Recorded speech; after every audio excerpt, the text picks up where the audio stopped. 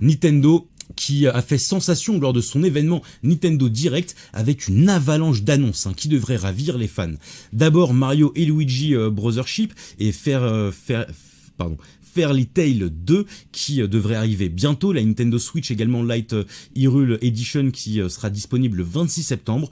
Attendez-vous également à Metroid Prime 4 Beyond en 2025 et à Mario Luigi Brothership qui lui devrait sortir dès le 7 novembre. Cet hiver, il va falloir donc préparer également l'arrivée de Fairy Tail 2, le RPG Fantasian Neo Dimension.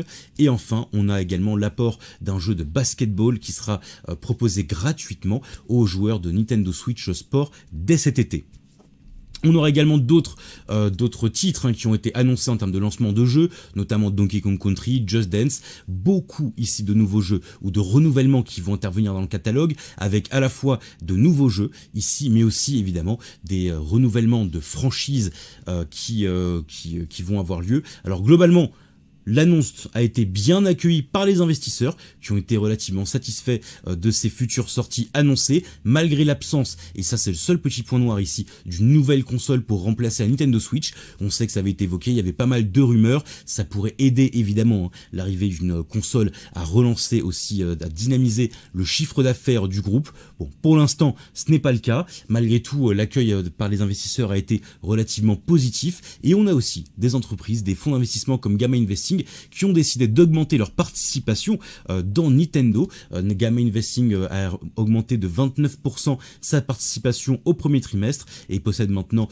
plus de 8421 actions pour une valeur supérieure à 114 000 $. D'autres investisseurs institutionnels également, ainsi que des fonds spéculatifs, ont eux aussi ajusté leur participation et tous à la hausse, et ça c'est une très bonne nouvelle. Je pense par exemple au fonds Renaissance Group qui a acheté une nouvelle participation d'une valeur ici de 6 milliards 983 6 983 000 $ au quatrième trimestre. Appleton Partners et Confluence Invest Management également ont eux aussi augmenté leur participation respectivement de 1,64 million de $, et de 747 000 $.